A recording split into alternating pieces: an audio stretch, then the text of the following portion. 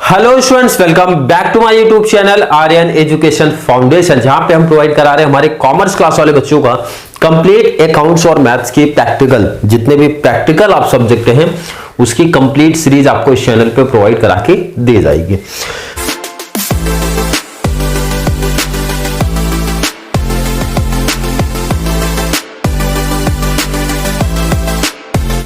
Topic चल रहा sir #15 पे पहुंचे हैं FY BCom FY BAF class semester 2 का फाइनेंशियल अकाउंटिंग 2 का फायर इंश्योरेंस क्लेम के बहुत इंपॉर्टेंट शॉर्ट नोट्स की बात हम लोग कर रहे हैं।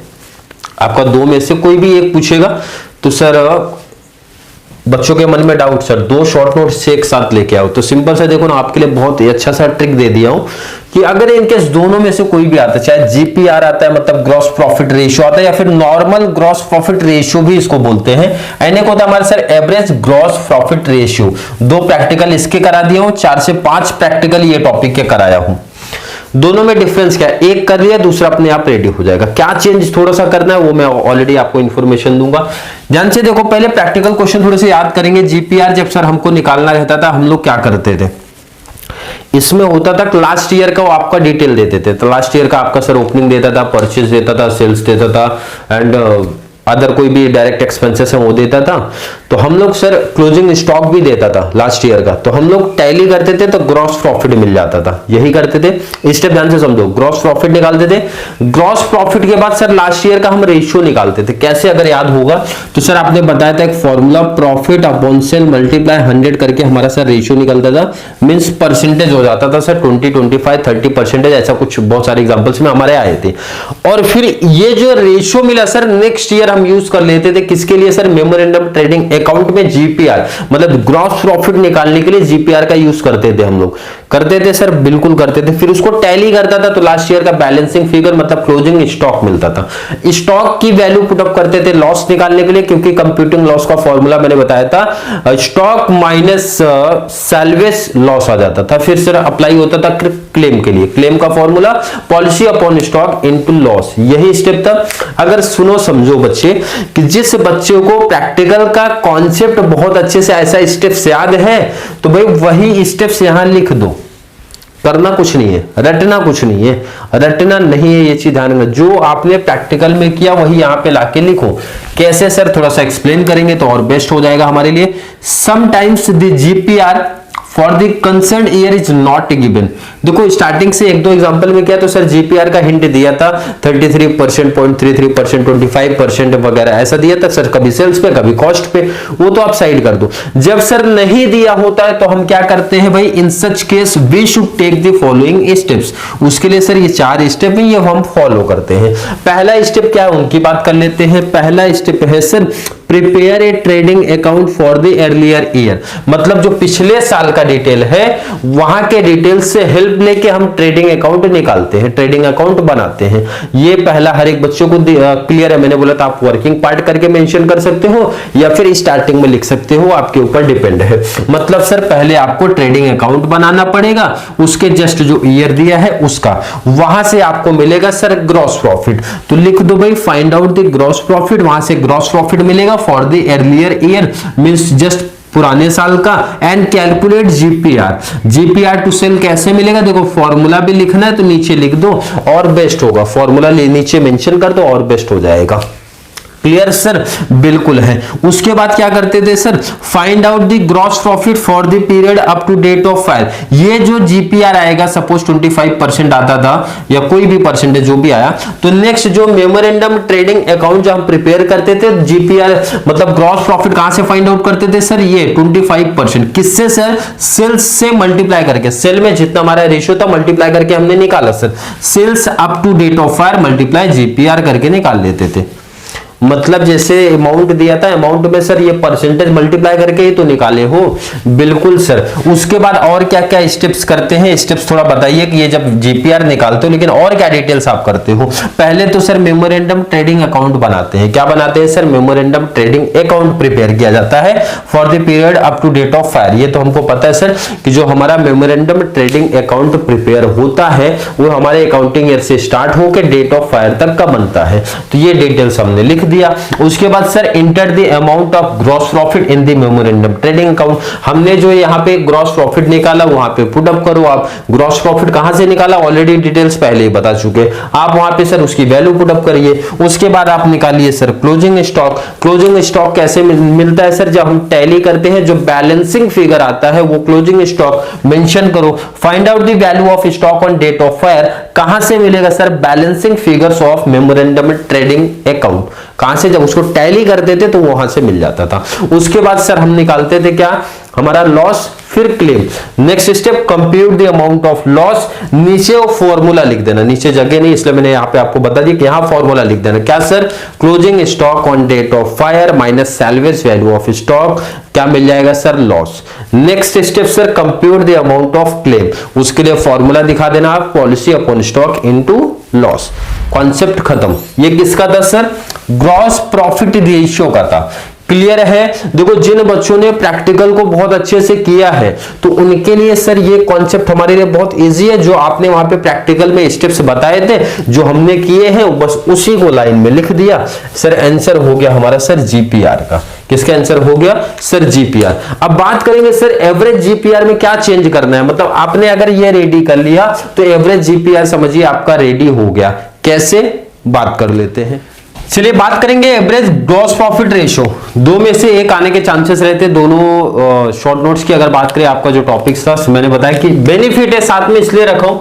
अगर आपने ग्रॉस प्रॉफिट रेशियो किया तो sir average gross profit ratio हमारा हो जाता है, या फिर एवरेज किया तो सर जीपीआर हमारा हो जाता है। क्योंकि ग्रॉस प्रॉफिट रेशियो में कुछ पार्ट एक्स्ट्रा थोड़ी सी, मतलब ऐसा नहीं बोला बहुत ऐड करना, मतलब 5% का एडिशन आपको करना पड़ेगा। शॉर्ट नोट्स आपका रेडी हो गया। क्या चेंज करना उसकी बात कर लेते हैं। एक स्टेप इसमें इंक्रीमेंट हो जाता है। जब आप जीपीआर की बात करते हो, जीपीआर में क्या था, आपको सिर्फ लास्ट ईयर का डिटेल दिया था, मतलब पिछले एक साल का डिटेल्स आपको देंगे तो वहां से आप ट्रेडिंग अकाउंट फाइंड आउट करके सर निकाल देते हो क्या, जीपीआर सेल्स के बेस पे ना फॉर्मूला अप्लाई करके।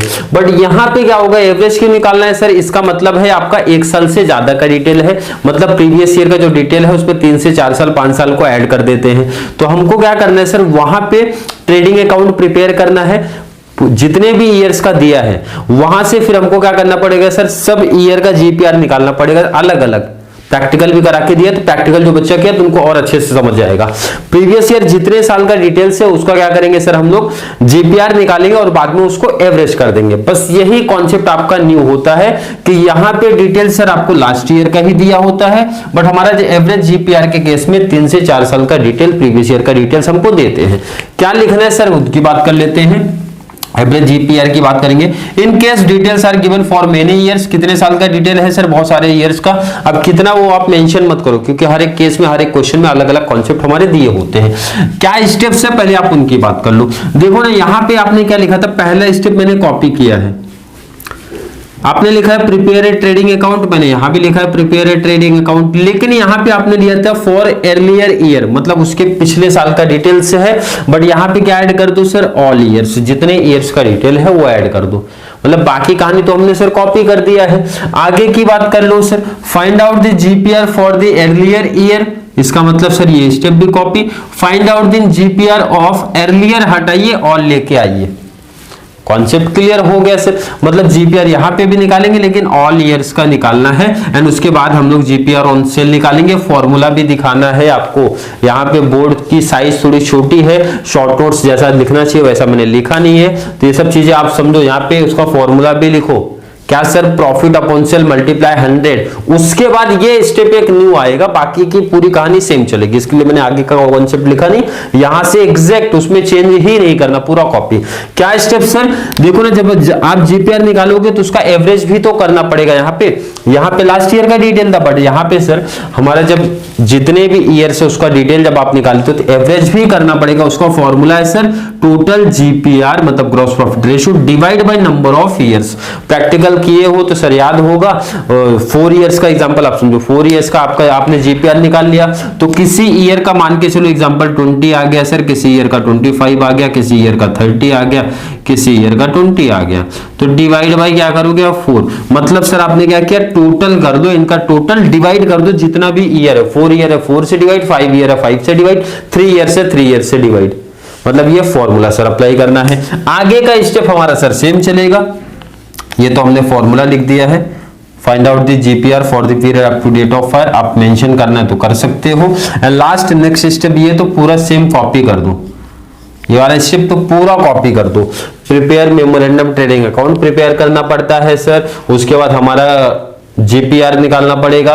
क्लोजिंग जीपीआर कहां से है सर, ये जो रेशियो निकलता है वहां से निकालते हैं। टैली करने पे क्लोजिंग स्टॉक मिलता है, मतलब बैलेंसिंग फिगर जो मेमोरेंडम ट्रेडिंग का है वो स्टॉक मिल जाएगा। उसके बाद सर अप्लाई करेंगे लॉस का फॉर्मूला भी नीचे मेंशन करना है आपको, मैंने लिखा नहीं बट बोला था मेंशन करना है। फिर सर क्लेम का फॉर्मूला अप्लाई करना है। इस तरीके से आप शॉर्ट नोट्स लिखोगे। अगर किसी के कॉलेज में आया होगा या फिर आएगा, क्योंकि जिनके कॉलेज में पेपर हो गया तो ये 4 में से ही क्वेश्चन आए होंगे शॉर्ट नोट्स। किसी भी कॉलेज के आपके कोई फ्रेंड सर्कल होंगे या फिर नीचे कमेंट में ऐड भी करते हैं बच्चे कि सर हमारे कॉलेज में आया था, जैसे कंसाइनमेंट अकाउंट आया था, तो आप किसी भी कॉलेज में देखो ये 4 में से ही आप शॉर्ट नोट्स बनेगा, इसलिए 4 पे फोकस हमारा ज्यादा है। उसके बाद आप लोग की चालू कर दी जाएगी ऑब्जेक्टिव्स की सीरीज। क्लियर है? ये होने के बाद, क्योंकि ऑलमोस्ट इसमें प्रैक्टिकल भी काफी कॉन्सेप्ट हमने कर लिए, शॉर्ट नोट्स की प्रिपरेशन भी हम कर लेंगे। कल हमारे क्लास लास्ट टॉपिक आ रहा है सर, एवरेज क्लॉज का कॉन्सेप्ट आ रहा है, उसके बाद हमारा ऑब्जेक्टिव सीरीज चालू कर दिया जाएगा।